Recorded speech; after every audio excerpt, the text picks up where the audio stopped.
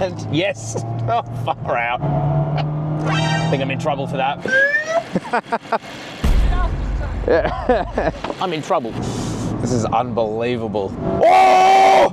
That's actually pretty good. Hey guys, check this out. We are here with the facelifted Mazda MX-5. They've finally done it. They've made something actually quite different to what it was before. Might not look it. It might just look like it's got a fresh lick of paint on it. But actually there's a lot of these subtle changes that add up to a major improvement over the previous ND MX-5. So even though this thing has been on sale for 9 years, with these updates, should you buy one of these? Well, that's what we're going to talk about in today's review. We're going to go for an exterior tour. The interior, what has changed? How is Practicality? Is that any better? Spoiler, it's pretty bad. Then we're going to launch this thing because it does have new mechanicals underneath. Is it faster than before? We're going to drive this thing on the road, see just how it performs, because that's where this thing is in its element, but also on the track because I'm Matt Brand and I put cars sideways apparently. And then I'm going to end on my final thoughts. Should you buy the updated Mazda MX-5? Let's get into it. Okay, let's start with price because, as always, the price has gone up with all the added goodies. This thing now starts at $41,520. That is for the base model Roadster. Soft top roof, which is about a $1,500 increase. So, you know, it's not nothing, but it's not a huge amount, if I'm being totally honest. And for this one here, the top of the range, it tops out at about $55,990. And yes, that is definitely not cheap, but you do get a lot of kit. If you want to learn more about that, you can head to our website, CarSauce.com, where we have a full written review out of this now. Okay, so what's new? Well, you get these new headlights here with these really cool daytime running lights. That's all been integrated. Everything's now LED as well, including your turning signals and your headlights. Got a revised bumper down here. You've also got a little smiley face here for your grille and the Mazda badge there as well. We have this new green paint here, which I think looks awesome. There's also a new Aero Grey, I believe it's called. And of course, Soul Crystal Red, which is my favorite. Not new, just wanted to shout it out. But it is very small. It is very Mazda MX-5-y. I love the way it looks and I really like the RF. And don't worry, we'll talk about that more when we check out the inside. And of course, down the bottom, you get these little aggressive teeth, I guess. It looks pretty awesome. Still very basic, still very Kodo design language. Horse and rider, as Mazda say, but a really beautiful car. Love the long bonnet. Let me know what you guys think down in the comment section. Let's check out the side. Now, coming to the side, you're gonna see these BBS wheels. So as part of this GT RS pack, you get BBS wheels that are lighter weight. You've also got Brembo brakes just up front, and you also get upgraded Bilstein dampers that helps to, I guess, reduce a bit of body roll, but we'll see how good that is actually on track a bit later. Still, it looks really nice, and this is definitely the spec I would go for. Blacked out mirror caps here. Of course, your RF roof. That means retractable fastback. This thing essentially has an automatic roof, but retains its B or C pillar, whatever you have in such a small car. Whereas the soft top is a really easy drag and drop to open and close. I still think I would go for the RF just because it looks so beautiful, but there is definitely an argument to be had for getting the soft top because it's lighter and also cheaper. So technically it should be better, lower center of gravity. I just like the privacy that this has. But otherwise there isn't much going on, and that's my favorite thing because it's so simple to talk about. Let's check out the bum. Alrighty, so what about the rump derriere of the Mazda MX-5? Well, again, I love this new color. Looks really cool. You got the classic little antenna there, reminds me of something, huh? Haha. All the lights back here now are fully LED. You've got your reverse light in here now. It's no longer here. This is just a reflector and a bit of decoration. You've also got your LED turn signals. The whole cluster is LED now, so that's pretty cool. Skyactiv G badge there, that's the name of the engine. MX-5 badge there, Mazda badge, of course. You got a reverse camera there too, which is okay, I guess. I really love the look of the RF though, and even though I would get it with a black roof, it still looks pretty cool, even as this single color and this little bit of black there. And then of course you get two real dual exhausts, which sound like this.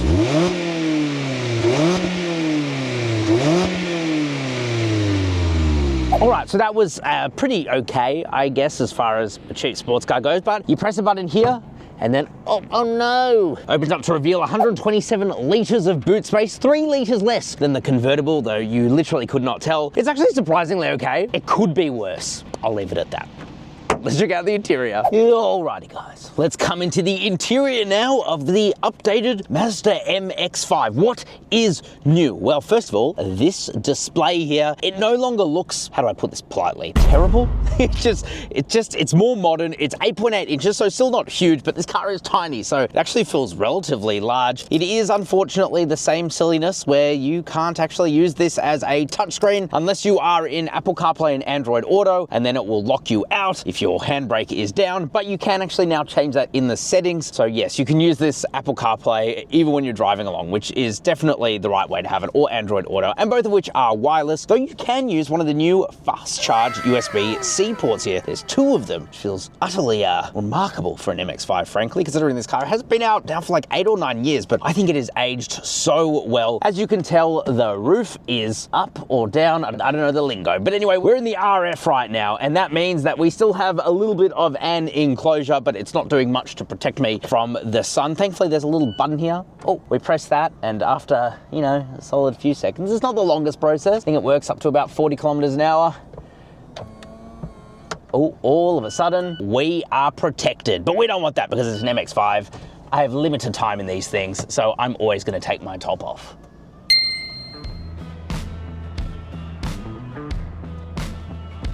It is immensely faster to do this with the soft top, and also it's lighter. So really for track work, it is better. For a lot of instances, it's better, but I actually kind of like the privacy that this gives you because you get a nice big B pillar, or maybe this is the C pillar because the car's so small. Let me know in the comment section. What else have they changed? Well, actually they've added this button here. It says SOS. You get 3 years of included connective services, and I will admit it is kind of limited at the moment. You can lock the car, you can't unlock the car for safety reasons apparently. You can track the car via GPS and report it stolen. If you get into an accident, it will call a call center to help you out. So yeah, it's cool stuff, but a lot of cars we're seeing it, and frankly, a lot more cars have more practicality than just the basics that this has. Oh, you can also flash the lights if that's your thing, I guess. And then the last big thing they changed here, well, it's big little thing, I guess, is the instrument display, because it actually looks almost identical, but they have changed the font and they've made it more legible, apparently. This is easier to read, it's a bit more minimalist, so when you are taking this thing at 10/10, yeeting it on the track, it's better for that. Difference is not noticeable otherwise. It's a really nice place to be. So soft here, this is all scratchy materials. This, hope you like the color because it does represent on the inside, though I love the Soul Crystal Red. It looks so amazing in bright light. You've got what feels like almost real leather here, could be, and of course, obligatory faux carbon, because it wouldn't be a Japanese sports car if it didn't have faux carbon. By the way, if you want to use the screen, you still have your Mazda Connect thing down here, which is very much like BMW's iDrive. Oh, physical handbrake there. By the way, listen to this. Just listen.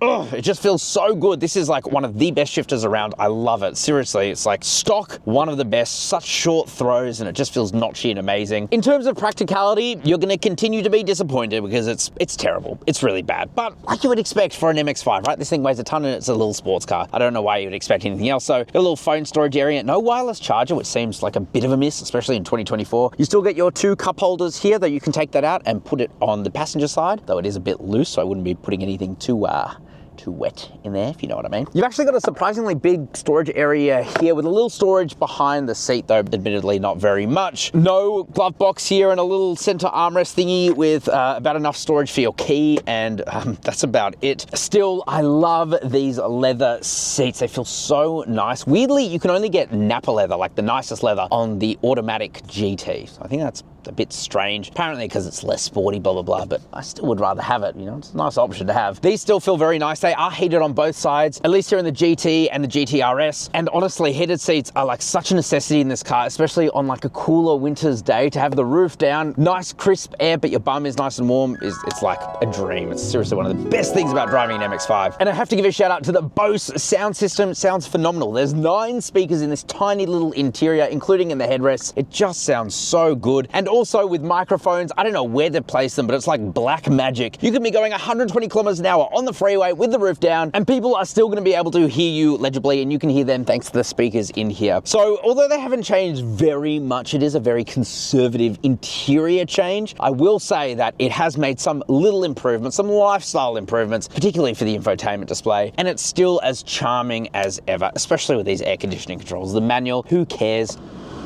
Oh, it like adds a bit of pizzazz that you just don't get in cars. This, frankly, beautifulness that you simply just don't see anymore. Everything is so high tech and in your face and colorful, and this is just like back to basics, elegant. But let me know what you guys think. Is there anything else they should have changed in this interior? I mean, I would have loved a fully digital display, but this is still pretty cool, I guess. But enough rambling. Before we launch it, let's quickly talk about all the changes under the skin. Alrighty, so now I want to talk about all the changes under the skin, because there's actually quite a significant amount of little changes that add up to a pretty major change. So first of all, This air box here, it's actually been slightly revised now, so it allows more air intake. Does it sound any different? Well, when driving, I can't really tell. We still get the same 2-litre naturally aspirated engine. Unfortunately, we don't get the 1.5-litre, which is a really sweet little engine that you'll find in Europe, and they did sell here, but no one was buying them. Apparently, 1.5 litres is reserved for milk here in Australia, and it puts out 135 kilowatt of power at 7,000 RPM and 205 Newton meters of torque at 4,000 RPM. And that means you really want to neck this thing. You want to get it to its red line of like 7,500 RPM to get the most out of it, which is why naturally aspirated cars like this, they have my heart. And thankfully, it's not that powerful, right? So you could really row through that 6-speed manual, that beautiful 6-speed manual, and get to the, well, speed limit while having a lot of fun. There are other changes though. The diff in the back, at least for the manual. In the automatic, it actually retains the same limited slip differential as before, which is a torque vectoring limited slip differential. This is now an asymmetrical limited slip differential. And although it is a really complicated system, what it essentially does is it stops so much oversteer when you are turning a corner really, really hard. For the manual as well,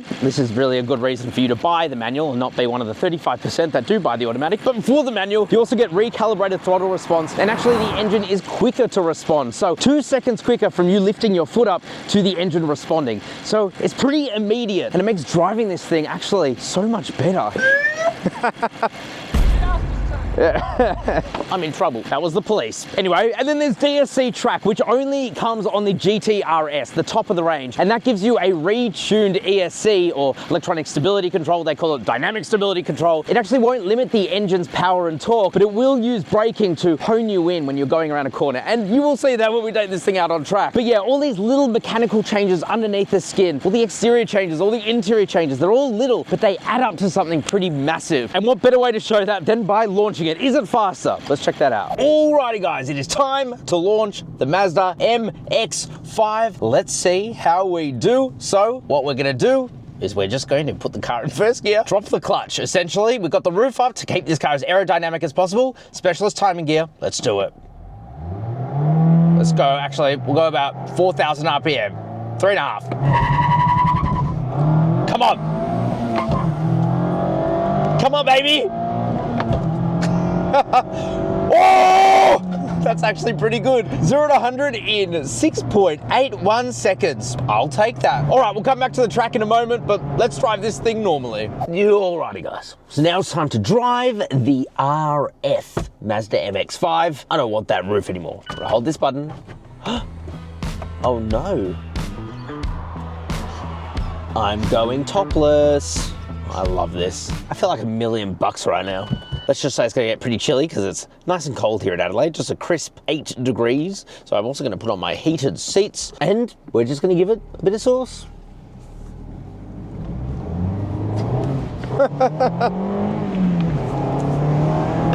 Oh, guys, seriously, there is almost nothing better than driving an MX-5 in these exact conditions. A nice bit of twisty road. So the first thing I immediately notice is when I take my foot off the accelerator, it drops down, it decelerates. The throttle response just feels a lot more immediate, you know?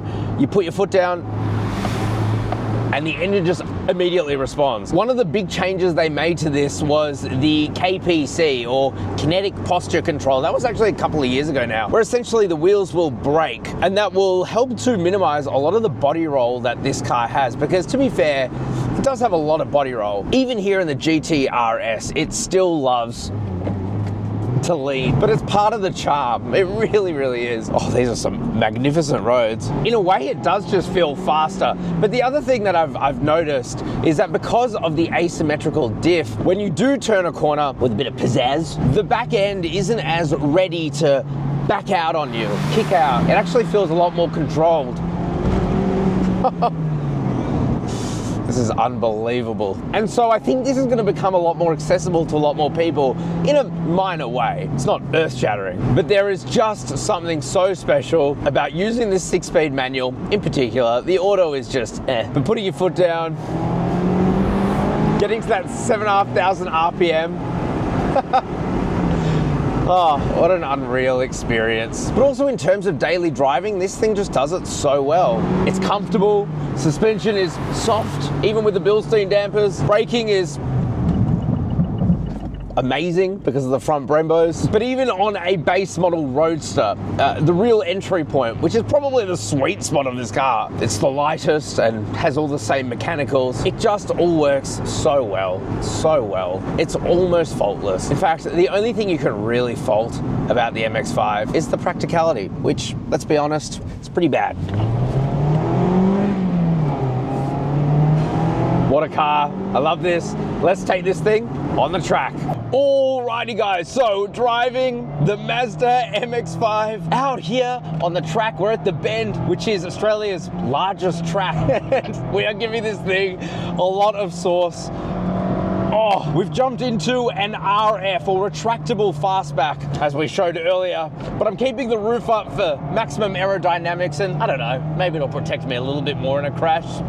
So let's talk about how these changes really come together here on a racetrack, because that's what the MX-5 has often been about. It has been about how does it perform for a cheap race car.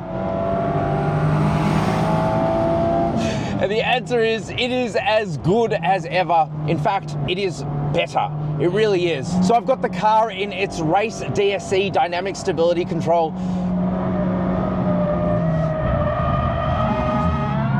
And yes, oh, far out. This car will let you get out, but it won't let you get out too much. It's pretty good. I think I'm in trouble for that. The thing I have definitely noticed is that the car is just less likely to rip out on you. So with its last LSD, it was a torque vectoring LSD, whereas this is an asymmetrical LSD. And I'm not technical enough to tell you exactly why it's better, but essentially it won't let you step out as much as it has before. And I think for a lot of people, that's a good thing, because you don't really just want to go sideways everywhere in your MX-5. It just makes the MX-5 more accessible. There's also been a change to the induction sound, though. I'm going to be totally honest with you guys, it's not really noticeable. I mean, it's loud in here, but it's loud because it's a convertible, I think. It is such a competent little sports car, and let me tell you, if you're going to even think about tracking this, you cannot get the automatic. It is just not suitable for it. I drove it the same like this. I'm not going to lie, compared to this, it was pretty terrible. It really wants to step out from you, Apex, but it catches itself thanks to this new race DRC. Look, overall, I think it's a pretty good improvement, certainly better than it was before. It is just, I don't know, more dynamic. The steering is apparently lighter though. It's hard to tell, I'm not gonna lie. And what Mazda actually said to us is they've tested all these features in isolation, so they've just changed one thing. And when you have them like that, you can't notice a difference. It's when you put them all together, like here, that's when you notice the difference, and it's true, you really can. It's not life-changing or earth-shattering, but it just makes what is already a competent car even more competent. Try not to go off the track this time. So yeah, I've been having so much fun driving this on track. And even though I think I prefer driving it just on the road, you can just take this car to 10/10ths and you could be anyone and just have an amazing time. What an awesome car. This is my first time driving an MX-5 on track, and I can't believe I haven't done it sooner. It's a lot of fun, guys. It's a lot of fun. Alrighty, let's get into our final thoughts. Oh man, final thoughts on the Mazda MX-5, the updated, the facelifted Mazda MX-5. Should you buy one? Well, honestly, it is the best it's ever been. Is it necessarily a billion times better than before? No, but it definitely is a lot better in a lot of ways. All these small changes add up to make this thing a lot more livable. I don't think it needed to change that much, but it did change just enough. And so this thing is still very much relevant. It's so much fun to drive. I really, really love it. But let me know what you guys think down in the comment section below. Would you buy the Mazda MX-5? Did they change enough, or was it just enough? And of course, if you want to buy one of these or any other car, make sure you check out CarSauce.com/buy. We will get you the absolute best price on your next Mazda MX-5 or anything. Ciao for now.